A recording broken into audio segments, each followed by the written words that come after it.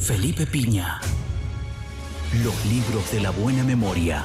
Ahora, en Tenemos Malas Noticias. Otro lunes histórico. Otro lunes histórico. Sí. Vamos a hablar Está muy lindo. No, pará. Seamos, claro. Tenemos que cambiar. El año que viene cambiamos el lugar. Pero a mí me encanta esto. Yo entiendo que te guste. Pero, Yo cuando termina esta pero muy columna, conservador. me voy a recorrer por arriba. Sí, Y te vi el hay otro día que te fuiste. recovecos que están alucinantes. Insisto con el tema de plumero, un poquitito de... Sí, es que tierra. mucha madera. Sí, es verdad. Se pega. Está... Sí. Aparte te digo presupuesto en Blem. No, Es una cosa de loco. esto va a salir carísimo, ¿no? Pero lo que más me gusta es la tele que pegaste acá atrás. La verdad que Sí, esto... Sí. Esto está muy bien. Es canje. Sí, obvio. Sí, sí. Esto pago sería imposible. Totalmente. Pero está bueno. Sí. Está bueno. ¿Y qué vamos a proyectar hoy? Hoy vamos a presentar algo de imágenes de la industria argentina, porque estamos cerca de una fecha que es 2 de septiembre, y ese día es el Día de la Industria, por una situación que no debería ser el Día de la Industria, la verdad. Uy, a ver. ¿Quién se equivocó en poner el Día de la Mirá, Industria? porque el 2 de septiembre de 1587, estamos hablando... 1587. Sí, mucho tiempo. América tenía menos de 100 años de ser Estaba descubierta. ahí nomás, claro. Había un obispo de Santiago del Estero llamado Francisco de Vitoria, que era un obispo comerciante. ¿Para qué era Santiago del Estero en 1500? Era un lugar mucho más... Eran 3 ranchos, con todo respeto lo digo, ¿no? pero era un lugar con mucha más vegetación, porque fue un lugar deforestado. Ah, Un lugar muy lindo, muy importante desde el punto de vista administrativo. Recordemos que Santiago fue una de las primeras ciudades fundadas. Por lo tanto, era como una madre de ciudades. Así que era un ¿en lugar, 1500 ya? Sí, un lugar importante. ¿Qué había? ¿500 personas? Sí, ¿no? había poca gente. Claro. Mucho indio encomendado. Esta especie de esclavo. Y este obispo era un obispo comendero, un poco bastante contrariando al cristianismo, digamos, ¿no? Y hace una exportación, o sea, vende a Brasil telas y harina, ¿no? Y esta... ¿Cómo alguien de Santiago del Estero en el 1500 ya a hacer un negocio con Brasil? Y bueno, porque había Hoy vínculos, cuesta. había vínculos ahí comerciales. Ahora, a mí me pareció interesante, y bueno, y así figura Día de la Industria, primera exportación argentina al exterior, 2 de septiembre. Bueno, fui al archivo a ver qué pasaba y me encuentro fojas un poquito más adelante de esta negociación de Vitoria, una demanda del gobernador Velasco contra el obispo Vitoria, porque denuncia que dentro de las bolsas de harina hay barras de plata del Potosí que están siendo trasladadas de contrabando. O sea que lo que nosotros celebramos como Día de la Industria, en realidad es un día de contrabando. No debería ser. ¿Y está el día. acreditado? Está acreditado, tenemos los documentos. Se lo comenté una vez a de Mendiguren. Dijo, qué bárbaro, pero... Ok. No. Qué bien, pues ya buscaremos otra cosa. Sí, digo, es una pena, porque la UIA podía... Y yo hice una...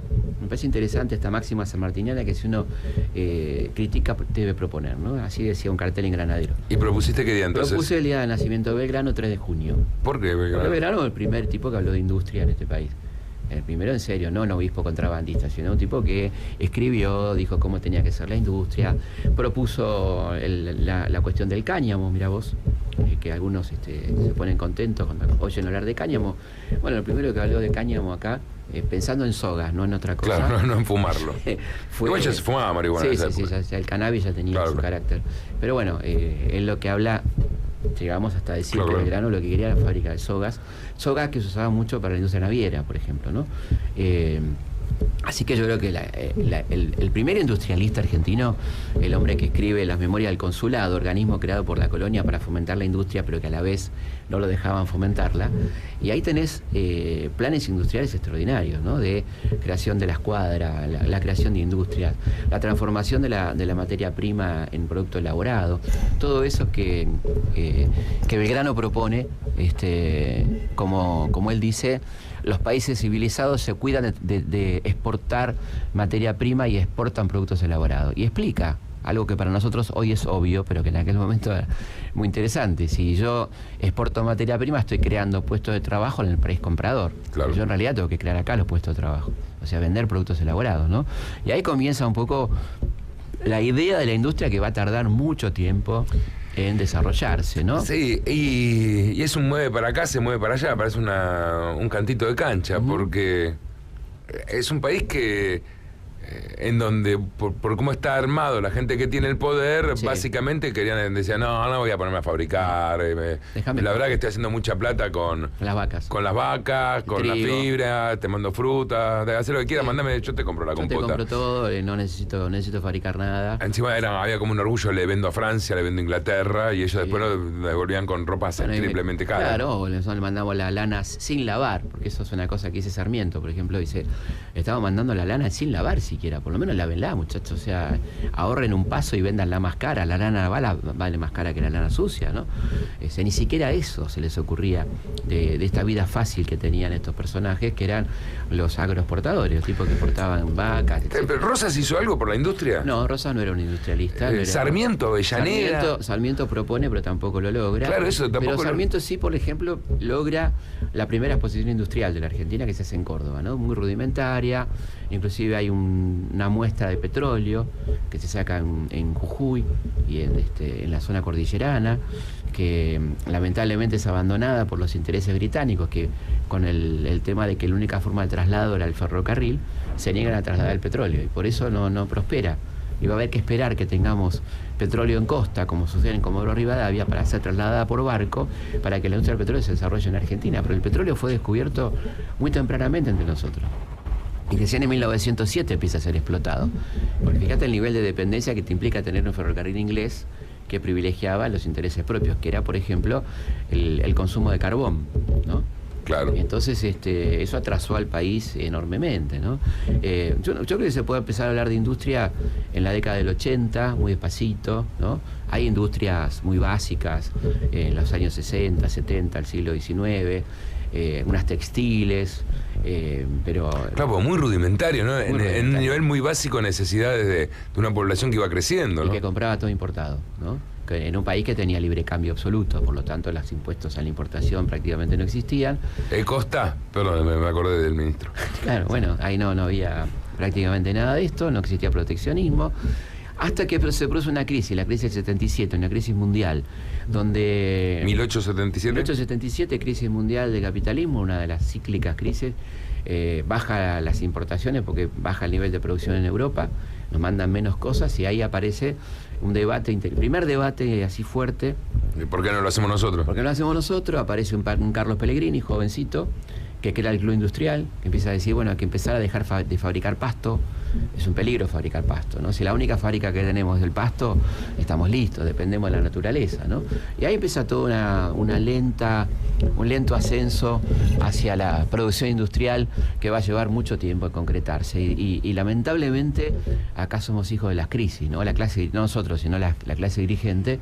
Y recién en el 30 comienza el proceso de industrialización más o Lo que menos. pasa es que serio. una crisis no da tiempo a desarrollar algo que necesita 20, 30, porque una Totalmente. crisis no dura tanto. Y lo hace tampoco, mal, ¿no? aparte. Lo Claro. hace mal. Y hubo un intento ahí, la creación de un departamento de industria durante la Primera Guerra, donde también hay una suspensión de flujo de importación. O sea que vamos a los altos y realmente se puede decir que el país se industrializa mal y con situaciones que no pueden superarse, lo que se llama la sustitución de importaciones a partir de la década del 30. Ahí podemos hablar más seriamente de industria. Fábricas de autos, que son en realidad armaderos de autos, está la General Motors, la Ford, Claro. Empiezan a fabricarse productos químicos, productos farmacéuticos.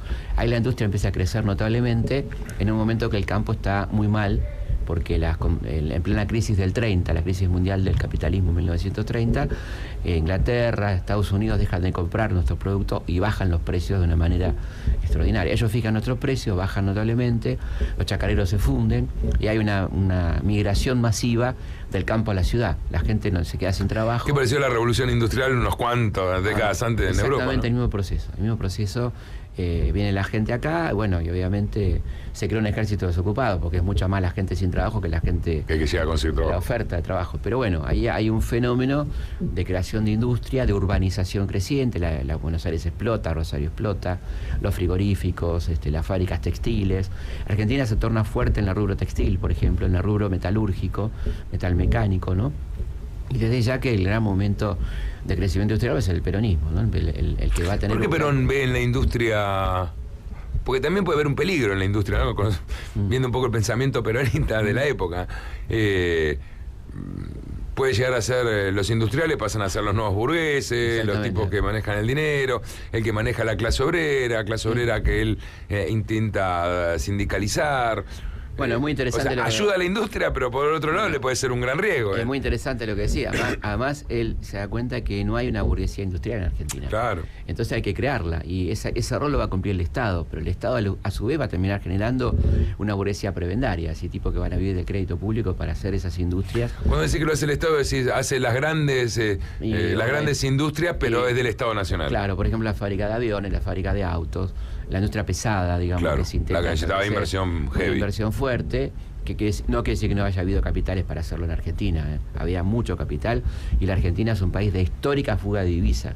Esto lo denuncia Sarmiento muy tempranamente cuando está en París, donde dice que está avergonzado de la fuga de capitales argentinos. O sea que él no entiende por qué nos seguimos endeudando cuando hay tanto capital argentino que podría usarse sin recurrir a deuda. Estamos hablando de la década del 60, del siglo XIX, ¿no? O sea que no es que no haya... Esta fantasía de que no hay capital privado para invertir en la industria es mentira. No hay confianza en todo claro, no hay confianza. Otro tipo de cosas, pero no es que no haya capital, esto no es verdad. Y yo creo que el peronismo, quizá por la procedencia militar de Perón, de entender a la industria como una cuestión estratégica, ¿no?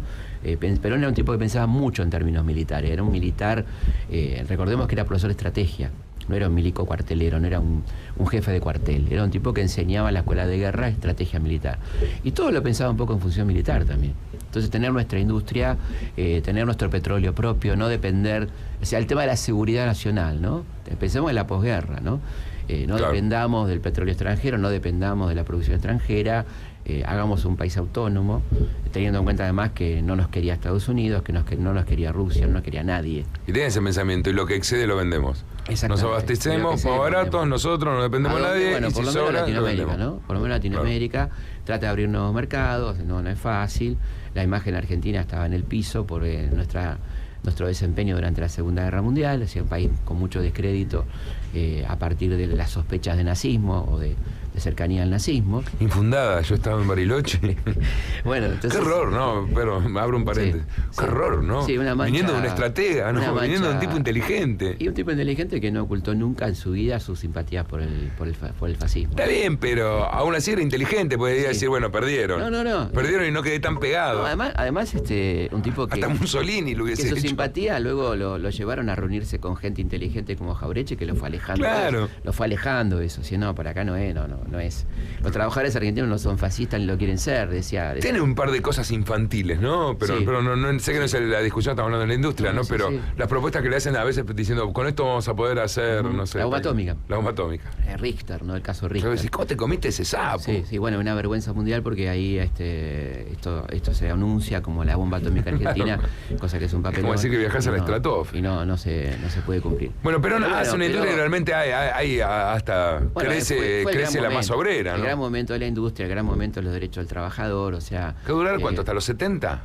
Yo creo que sí, con altibajos, ¿no? Porque por supuesto que la Libertadora trata de revertir este proceso, aunque le resulta difícil. Claro, ya está. Y yo creo que va a durar hasta la dictadura. El impulso a la industria casi ininterrumpido, porque aún en el ejército hay un sector desarrollista, ¿no?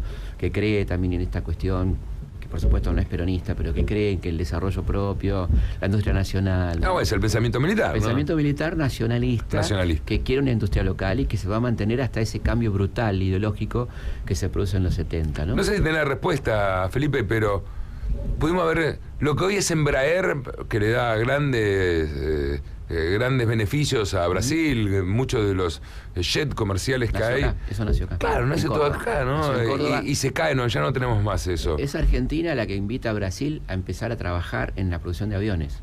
En Córdoba. Argentina fue pero los brasileños lo lograron. Claro, y nosotros ni lo tenemos. Bueno, pero expliquemos por qué. No, el pulqui, ¿qué es? Expliquemos por qué. Hicimos el pulqui, el tercer avión a reacción del mundo, ¿no?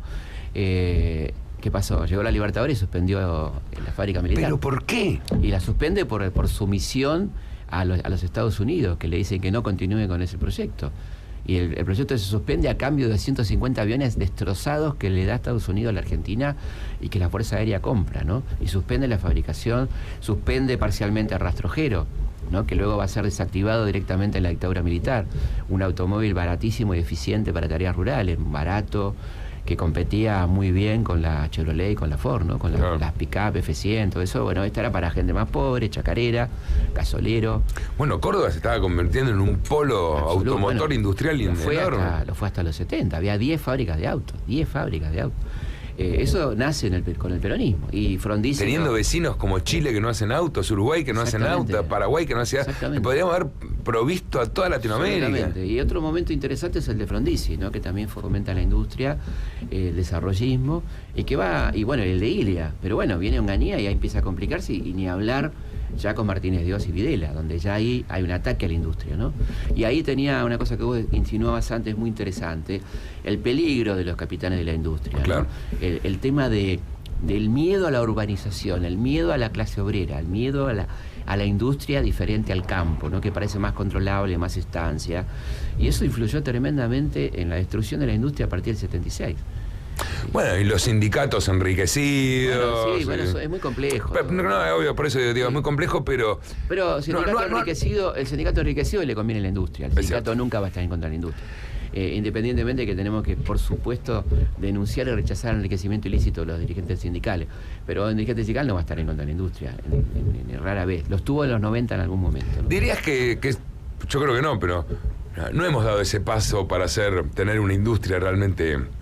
No. Importante y que perdure. No, creo que hubo... Siempre es una lucha. Creo que hubo un gran esfuerzo a partir del 2002, arrancó Labaña Dualde y siguió Kirchner, me parece que es un intento que vale la pena decir, de recomponer la industria en situaciones tremendas, ¿no? Pues no llegan tuiten lo que quieran, pero creo que no lo logran. No lo logran. El hecho de protegernos no traemos de afuera nunca fue con un desarrollo industrial pensado. Y fíjate una cosa tremenda con la que se encuentra primero Labaña y después todos los que seguirán, que es la pérdida de capacidad instalada. No tenemos corriente para abastecer, o sea, vos querés promover la industria, pero no tenés energía eléctrica. Porque en los 90 se abandonó pensando en un país que no lo iba a hacer industrial. No se hizo nada, digamos, para mantener e incrementar la oferta energética, pensando en un modelo de país que no era industrial, digamos. ¿En la región es Brasil quien toma la posta Argentina? Porque Estados Unidos pone las fichas ahí, entre otras cosas. Y aprovecha tener militares acá y dice, y ustedes no lo hagan. Ustedes no lo hagan. Vamos a darle, lo vamos a hacer nosotros. Y bueno, efectivamente, Brasil toma la posta, México también, son los dos grandes países, las dos potencias industriales de América Latina son, sin duda, México y Brasil. Argentina tiene todas las condiciones a nivel humano y técnico para hacerlo, ¿no? Y materia prima, ¿no? Materia prima y la capacidad. Fíjate que nuestros técnicos son buscados en todo el mundo, o sea que no es que no se puede, sí se puede. Pero es re loco, ¿no? Porque tenés los minerales, tenés fibras, desarrollos químicos. Sí, por eso que no hay que aceptar un país no industrial. Argentina no puede no ser industrial, o sea, esta idea de la vuelta al campo es ridículo. Lo que hay que hacer acá, como hizo Estados Unidos, que el campo, que es maravilloso, tenga un vínculo directo con la industria. El promotor del desarrollo de la industria en Estados Unidos fue el campo. El campo, al ser tan chicas las propiedades, estar divididas en pequeñas propiedades de 30 hectáreas, el farmer norteamericano necesitó industrializar, tenía que hacer producción intensiva. Y es el campo el que desarrolla la técnica, la inventiva de la maquinaria agrícola. Acá con grandes extensiones, ¿qué me importa? Pongo, y total especulo con la tierra, ¿no? Y fíjate la diferencia. De dos países que estaban cabeza a cabeza a fin del siglo XIX. Gracias, Felipe. Por favor.